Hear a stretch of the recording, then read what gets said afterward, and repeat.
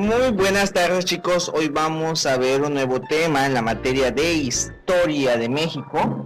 Ya anteriormente vimos lo que viene siendo el descubrimiento de América. Ya estamos ahora en lo que viene siendo una etapa diferente de la historia, a la que vamos a denominar la conquista de México. ¿Ok? Vamos a comenzar a adentrarnos a lo que es este tema, pero primero hay que recordar lo que vimos en la clase anterior. Para eso, recordemos que se le denomina descubrimiento de América cuando Cristóbal Colón oficialmente llega a América. Y decimos oficialmente porque sabemos que ya hay hubo interacciones anteriormente de europeos en el continente americano, pero oficialmente se le atribuye al descubrimiento que hizo Colón el 12 de octubre de 1492.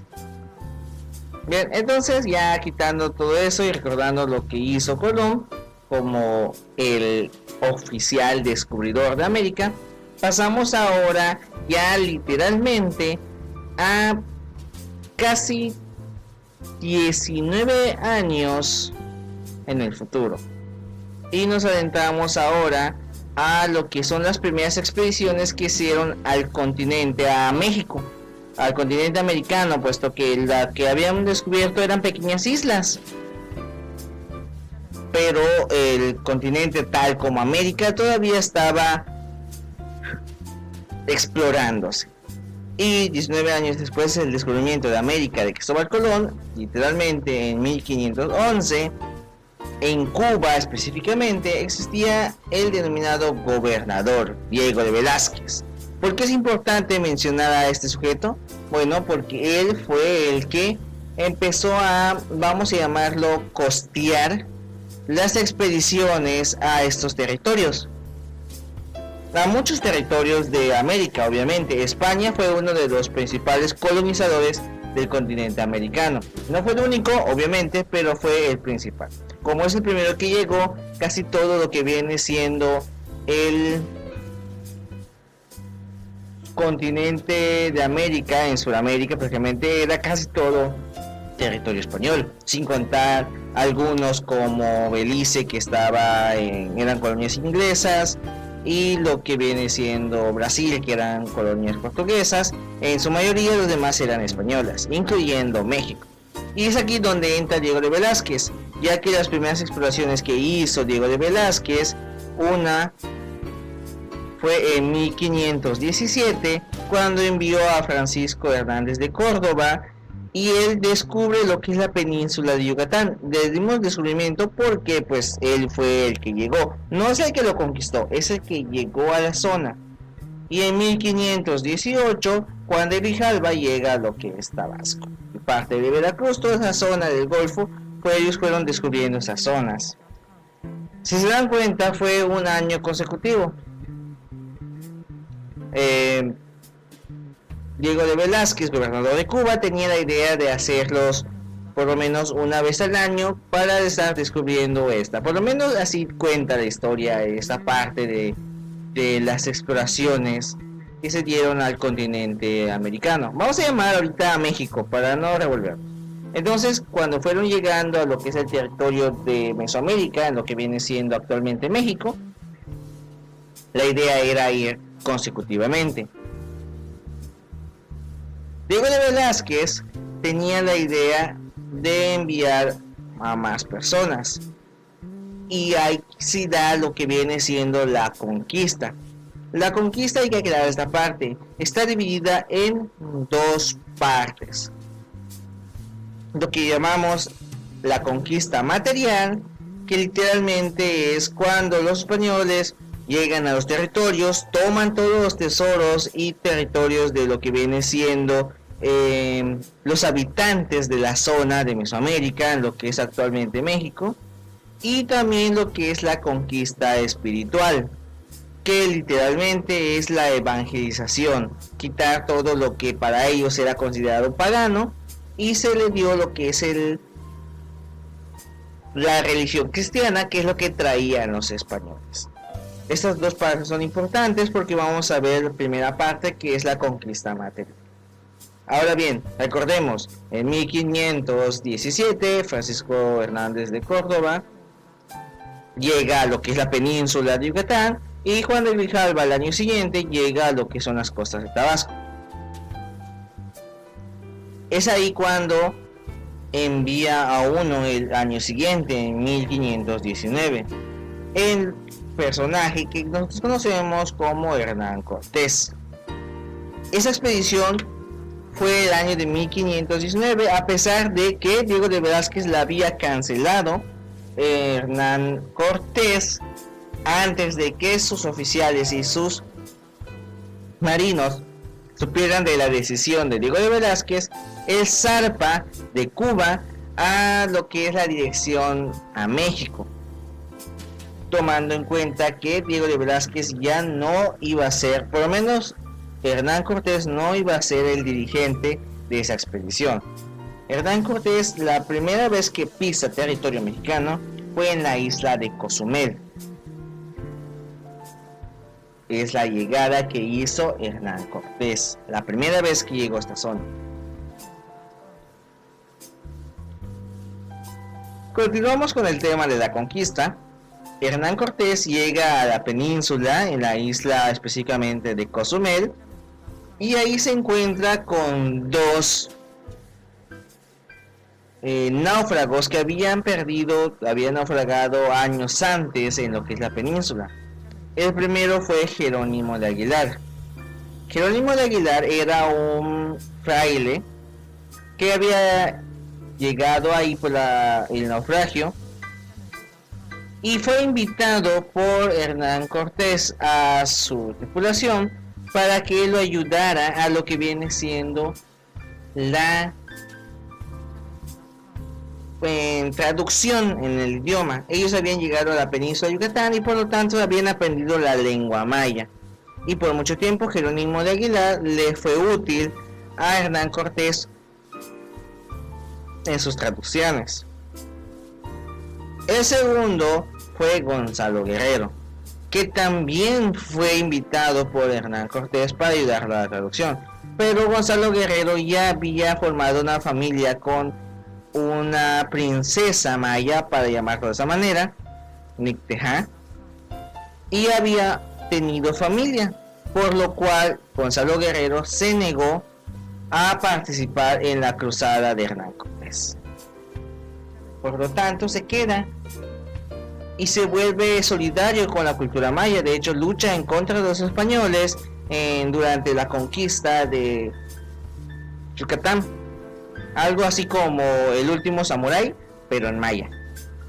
Ahora bien, continuamos con esto, porque es importante mencionar a esos dos náufragos, principalmente a Jerónimo de Aguilar. Gonzalo Guerrero es considerado el padre del mestizaje, mientras que Jerónimo de Aguilar es parte de la ayuda de lo que es la traducción.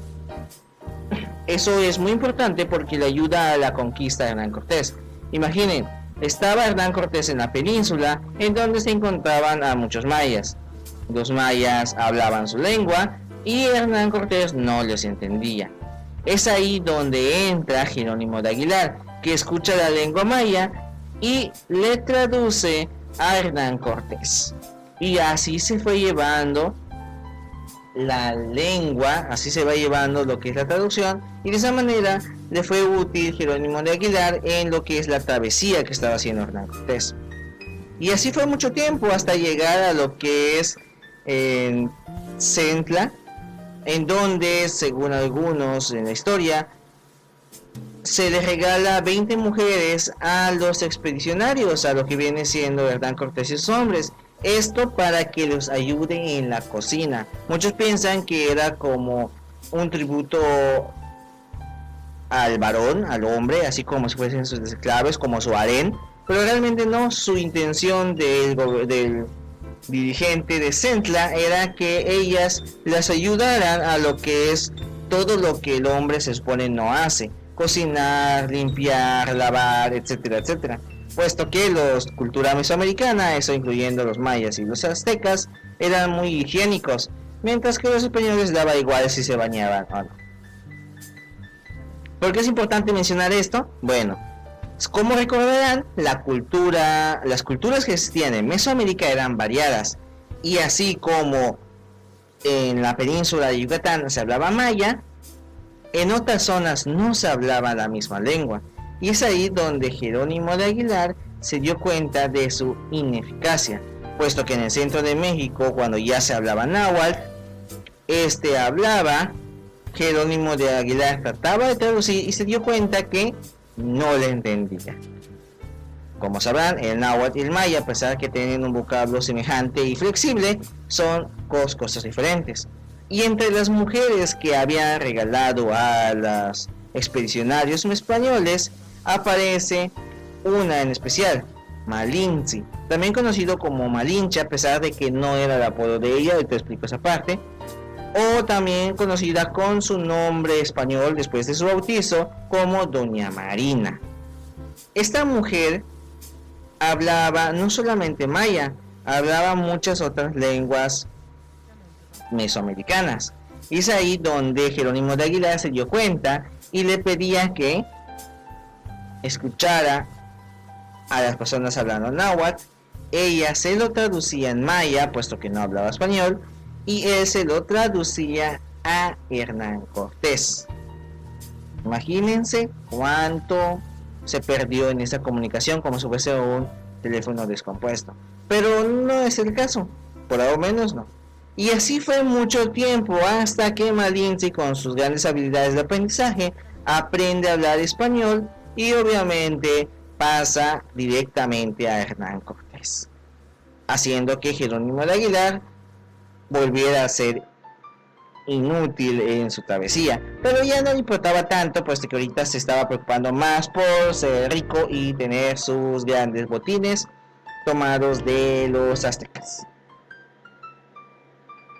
La Malinche o la Malinche se convirtió oficialmente en la traductora de Hernán Cortés y todo el tiempo andaba a un lado de Hernán Cortés, al punto de llevar mucha importancia en lo que es los hombres de confianza de Hernán Cortés.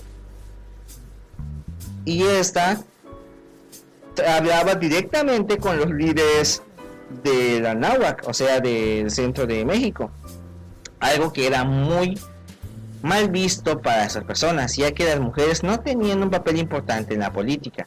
Sin embargo, al ver que ella hablaba primero y luego hablaba con Hernán Cortés, pensaban que ella era la líder, por lo menos así lo llegaron a pensar por un tiempo. Y el apodo de Malinche era de Hernán Cortés. Hernán Cortés era conocido entre los nativos del lugar como Malinche, que quiere decir el hombre de Malinche o el guardia de Malinche. Pero los españoles, como todos escuchaban esto, pensaron que Malinche era el apodo de Malinche, o sea, de Doña Marina, y pues la historia la recordó con el nombre o el apodo de Malinche cuando no era de ella. Eso ya pasamos. Luego les doy un video para que vean toda la explicación de Malinche para que lo puedan ver. Bien, entonces ya hablando de esta parte, pasamos a una un poco más importante. La primera embajada que tuvo Moctezuma hacia Cortés. Como sabrá, Moctezuma II, el líder azteca del gran imperio mexica, no solamente era un gran guerrero, también era muy creyente de su religión, y entre su religión se escuchaba una profecía de que su dios Quetzalcóatl iba a llegar y vengarse del pueblo que lo había traicionado, o sea, ellos. Y al creer que Cortés era el líder, o sea, el dios hecho hombre, suena muy cristiano, le envía una embajada dándoles regalos, tributos, especies y especialmente oro para apaciguar a ese dios y evitar que lleguen a su ciudad, a Tenochtitlan. Sin embargo, al ver todo ese oro que era lo importante para los españoles, en vez de detener su paso, aceleró su llegada a la ciudad mexica. Y es raro porque el oro para los mexicas solamente era considerado como algo bonito, como barro bonito. Porque, por ejemplo, ustedes cuando van a comprar algo, mayormente compran algo bonito, pero no ven sus especificaciones. Por ejemplo, un celular. Un celular que es por la marca, lo compran mayormente por eso. Sin ver que tiene espacio, capacidad, cámara, etcétera, etcétera. No todos lo hacen, pero en su mayoría. Bueno, el oro era como la marca para ellos. Si ellos tenían un jarrón hecho de barro y un jarrón hecho de oro, les sirve para lo mismo, pero el barro es más fácil de conseguir o más barato, para decirlo de esa manera. Preferían tomar el barro porque el oro pues solamente es lo mismo, pero sirve para lo mismo. Ahora bien, ellos tenían un gran sentido de artesanal, por lo tanto les regalaron estatuillas, mascarillas, jarras, etcétera, de este material de oro, que es lo que los españoles fueron atrayendo hacia lo que es el imperio azteca. Los mexicas de hecho le dieron más especies y alimentos y cacao, que era lo más importante, mucho más que el oro para ellos, y los aztecas pues lo vieron que bien, pero no era lo que ellos querían.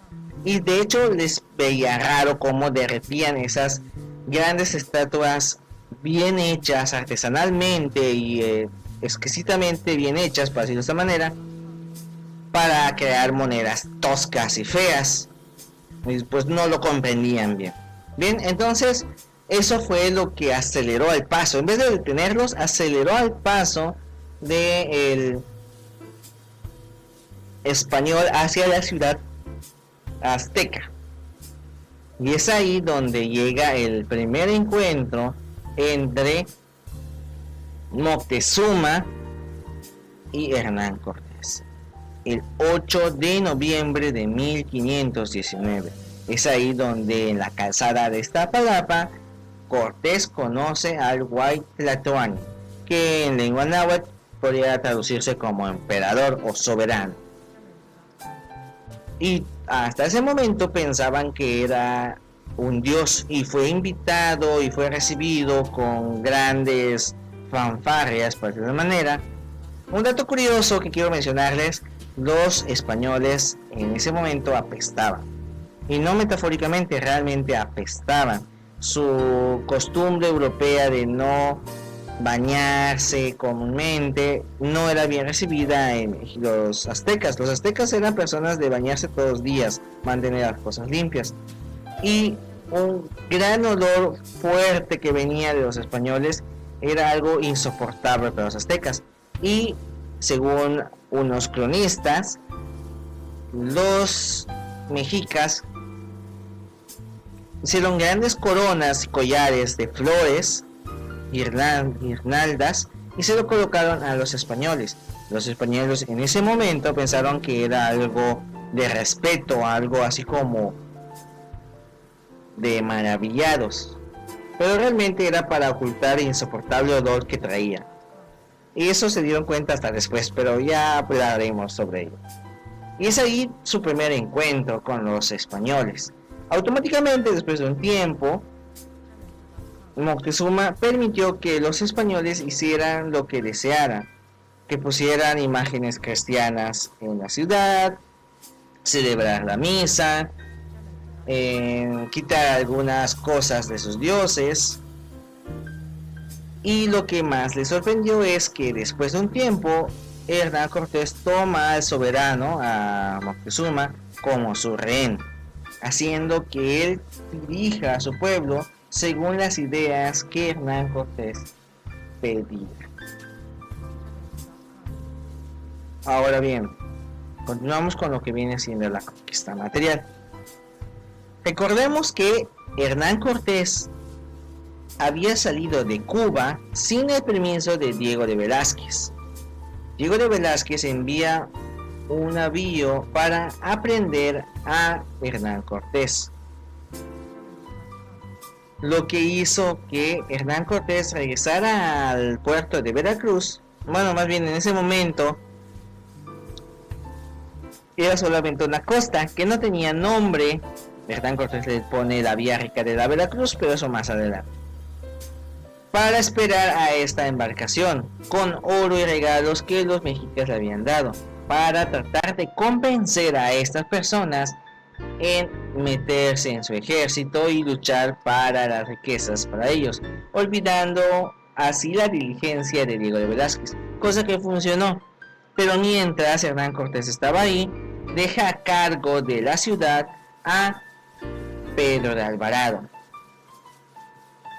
Y esto es un poco detallante, puesto que Pedro de Alvarado, también conocido como el que conquistó Perú y otras zonas de Sudamérica, de Centroamérica, en esos momentos Pedro de Alvarado, según la historia, vio una gran festividad que estaban realizando los aztecas en el Templo Mayor, y según la historia, él confunde a esta gran celebración con un ataque hacia los españoles, lo que él da una señal para iniciar una matanza.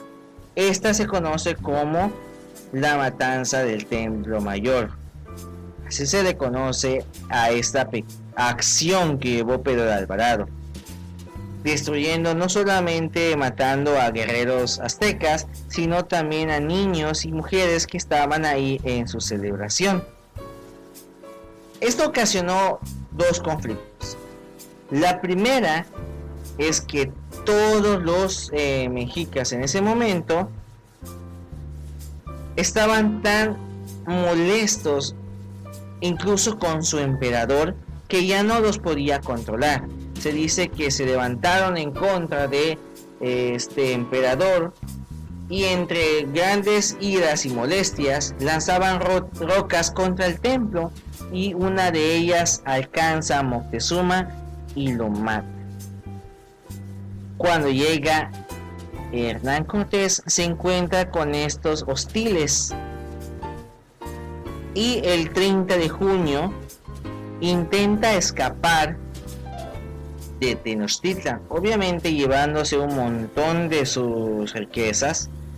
Se dice que escapó en la madrugada, más bien en la noche del 30 de junio, amaneciendo 1 de julio, pero no lo alcanzan a llegar y los descubren. Se llevaban muchas cosas y eran cientos de personas. La historia dice que cómo es posible que los mexicanos se dieran cuenta de eso, porque jalaban carretas llenas de oro e incluso puentes portátiles que habían creado, porque pues los aztecas habían retirado los puentes que plantaban a la ciudad de Tenochtitlan con tierra firme. Acuérdense que Tenochtitlan estaba situado en medio del lago de Texcoco. Ahora bien, esa es una lado de la historia. Otros dicen que los mexicas escuchaban todo eso, pero no hacían nada porque estaban esperando a un ataque sorpresa, a lo que llegó a un enfrentamiento entre españoles y mexicas, llegando al alcance del triunfo de los mexicas contra los españoles. Así es cuando sucede la denominada Noche Triste. El 30 de junio de 1520 es considerado como la Noche Triste, en la que se cuenta la historia que Hernán Cortés se sienta a llorar cerca del tronco de un ahuehuete la derrota de sus hombres. Es muy poético, así que la verdad yo no creo que haya sucedido, pero según los cronistas esto sucedió. Ahora bien, Hernán Cortés se repliega, llega a lugares donde había hecho alianzas, y poco después regresa. Según la historia dice que eso sucedió en 1520. Se dice que Hernán Cortés toma en 20 días para sanar sus heridas y luego ataca, pero según la historia, según los cálculos cronológicos, se debe mencionar que este último ataque que se hizo sucede casi un año después. puesto que la caída de Tenochtitlán fue en 521. Los españoles regresan y entre una embarcación que había tomado, ahora siendo líder de los aztecas, Cuitláhuac, había sugerido que no iban a perseguir a los aztecas hasta la época de guerras, porque ellos tenían un calendario para ellos, para capturar esclavos para sus sacrificios. Un error que hizo Cuitláhuac, ya que le dio el tiempo suficiente para que Hernán Cortés desarrollara una estrategia. Llegaron más hombres y entre ellos una persona que estaba enferma de viruela, y es ahí que sin querer aparece lo que es la viruela en el territorio mexicano, una enfermedad desconocida para los indígenas, en la cual obviamente ellos no tenían una defensa para este ataque bacteriológico, ocasionando que de 3 a 10 millones de indígenas murieran. E incluso el líder azteca, que era Cuitláhuac en ese momento, tomando el poder ahora de los mexicas, Cuauhtémoc, el 13 de agosto de 1521 se lanza una batalla en lo que es Tlatelolco, la cual pierde, y es considerada ahí el año en que Tenochtitlán cae. Quiere decir que en ese momento los mexicas fueron vencidos de los españoles. Esto porque su ejército fue mermado por la enfermedad. Y antes, cuando eran casi 30 por cada español, terminó siendo solamente 11 por cada español. A pesar de que eran más que los españoles, las grandes estrategias que tenían estos invasores, junto con sus armas, incluyendo el caballo, no fueron fáciles de vencer y terminaron con lo que es este final, que más bien no es como una derrota, sino el nacimiento de un nuevo nación, una nueva forma de crecimiento, un nuevo desarrollo, la formación del mestizaje y la llamada Nueva España. Bien, chicos, vamos a dejar hasta acá esta parte. En la siguiente clase vamos a ver también lo que es la conquista, pero ahorita desde un punto de vista espiritual, tomando en cuenta algunos avances que traía la Nueva España con el desarrollo del indigenismo, etcétera, etcétera. Así que por mi parte sería todo. Nos vemos en la siguiente clase. Espero que tomen apuntes y no se olviden estar pendientes de sus actividades del modo, que voy a subir actividades sobre esto. Por mi parte sería todo y que tengan una bonita tarde.